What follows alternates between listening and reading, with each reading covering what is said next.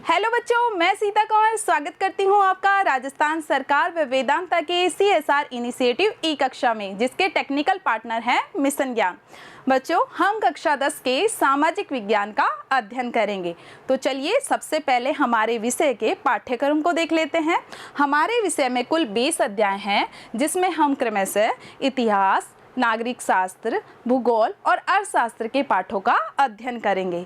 बच्चों, आज हम अध्ययन करने जा रहे हैं अध्याय प्रथम स्वर्णिम भारत प्रारंभ से 1206 ईस्वी तक, जिसमें हम प्राचीन भारत के इतिहास का अध्ययन करेंगे, जिसमें महाजनपद काल, मौर्य काल, मौर्योत्तर काल, गुप्त काल और गुप्तोत्तर काल का हम विस्तार पूर्वक अध्ययन करेंगे।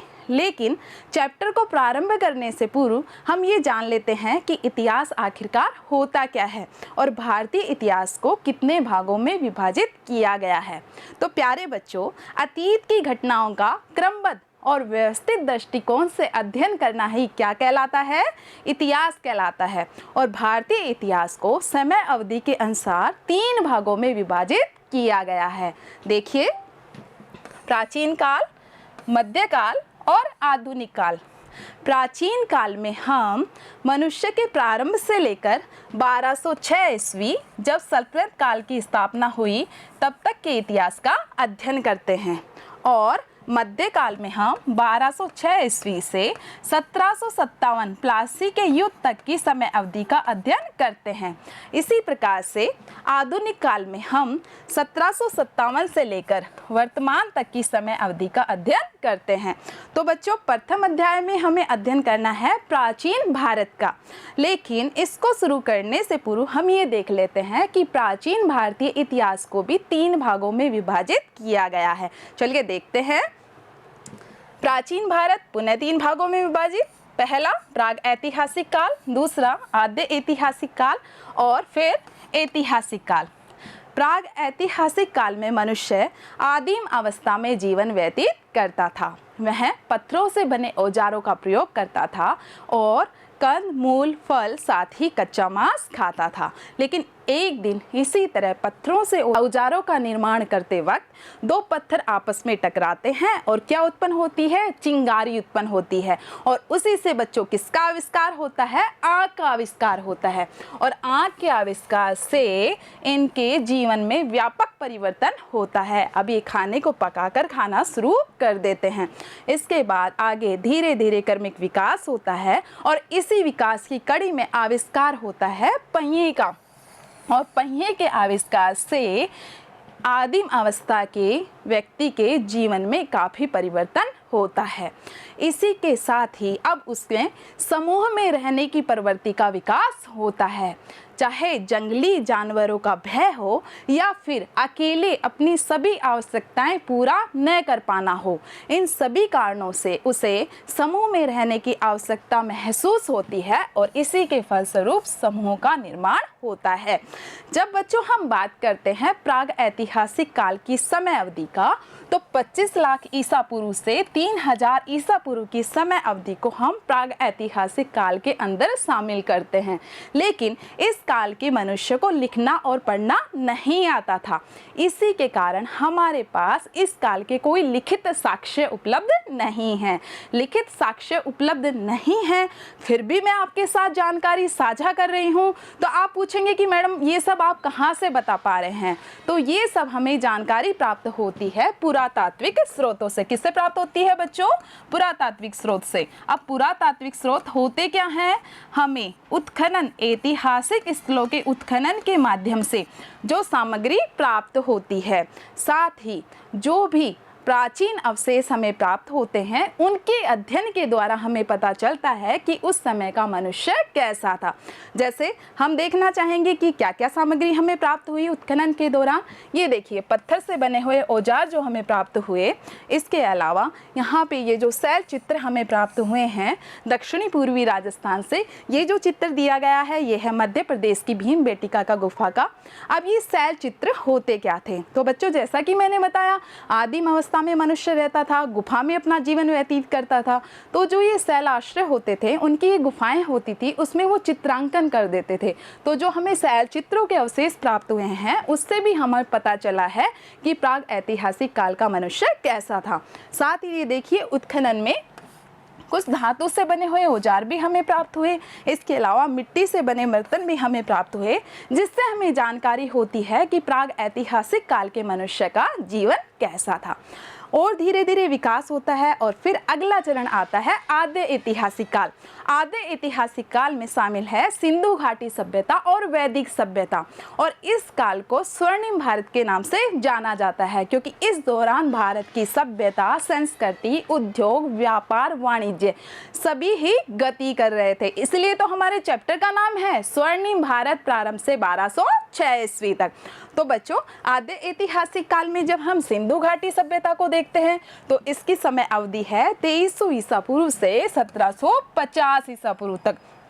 और अब मनुष्य कबीले के रूप में संगठित होने लग जाता है। लेकिन जैसे हमें प्राग ऐतिहासिक काल में समस्या सामने आई थी कि कोई लिखित सामग्री प्राप्त नहीं थी, लेकिन सिंधु सरस्वती सभ्यता में हमें लिखित सामग्री तो प्राप्त होती है, लेकिन आज तक इस लिपि को नहीं पढ़ा जा सका है। यानी हमें सामग्री तो प्राप्त हुई, लेकिन उसको पढ़ना संभव नहीं हुआ।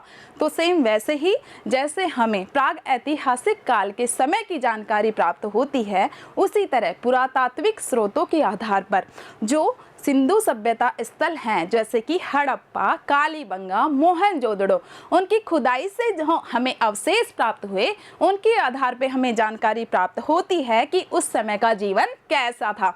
जैसे कालीबंगा से हमें जुते हुए खेतों के अवशेष मिले हैं, तो हमें क्या जानकारी प्राप्त हुई कि उस समय के मनुष्यों को कृषि का ज्ञान था।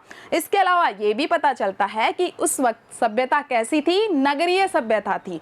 इसके अलावा सुरकोटड़ा से हमें घोड़ों के अवशेष भी मिले, जिससे हमें जानकारी प्राप्त होती है कि उस वक्त मनुष्य के पास पालतू पशु भी थे।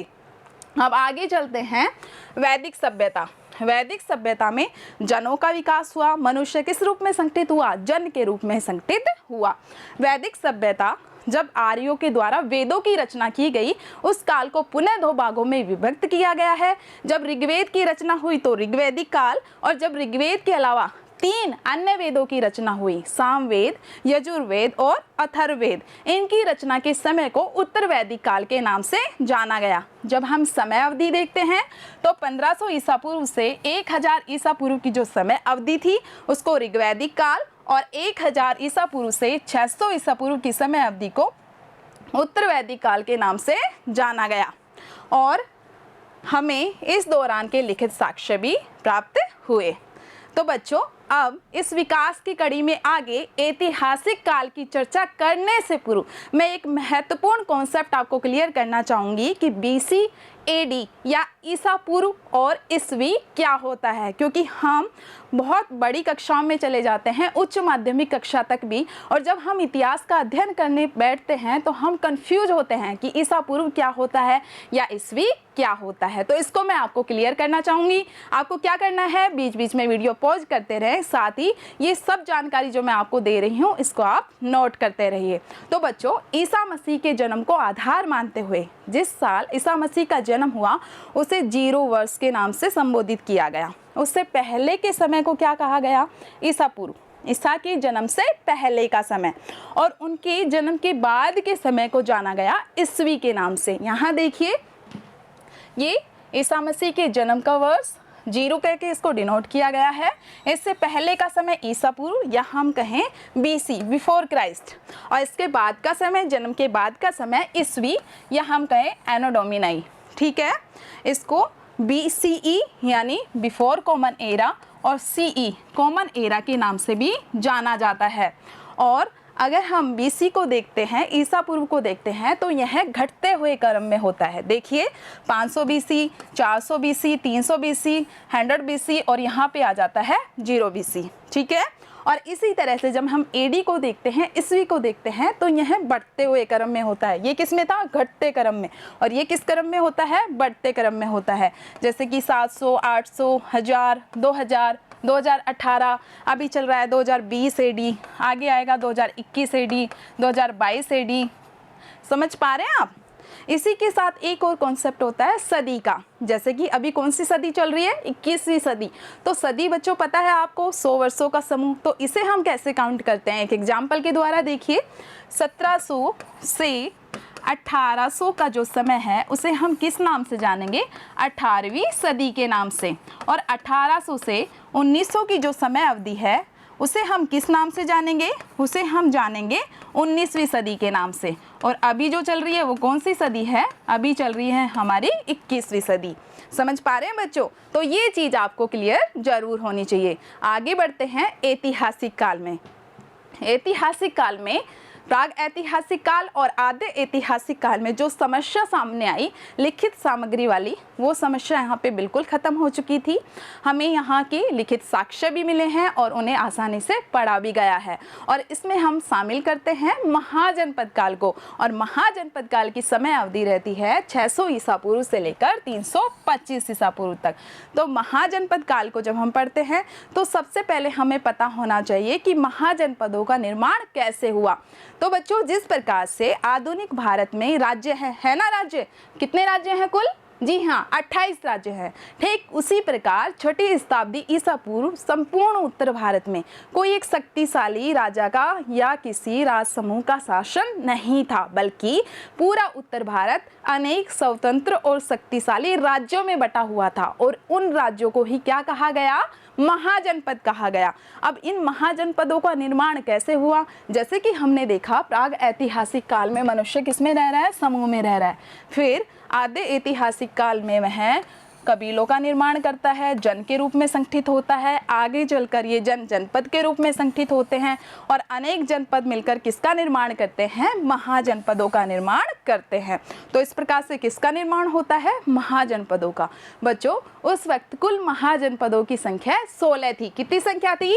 16 महाजनपद थे। और यह जानकारी हमें 2 धार्मिक ग्रंथों से प्राप्त होती है, बौद्ध धर्म ग्रंथ अंगुत्तर निकाय, साथ ही जैन धर्म ग्रंथ भगवती सूत्र से हमें यह जानकारी प्राप्त होती है। तो आपके एग्जाम के दृष्टिकोण से बहुत ही इंपॉर्टेंट क्वेश्चन है, आपके कई बार परीक्षाओं में पूछा जाता है। कॉम्पिटिटिव एग्जाम के दृष्टिकोण से भी महत्वपूर्ण है कि कौन से ऐसे ग्रंथ हैं जिनसे हमें महाजनपदों की संख्या 16 थी ऐसा ज्ञात होता है। तो किससे प्राप्त होती है जानकारी? अंगुत्तर निकाय से प्राप्त होती है, साथ ही भगवती सूत्र से प्राप्त होती है। तो बच्चों, आज की वीडियो में हमने कुछ इतिहास के बेसिक्स को डिस्कस किया। आगे के वीडियो में हम डिस्कस करेंगे महाजनपद काल के तहत भारत व राजस्थान के महाजनपदों के बारे में। धन्यवाद।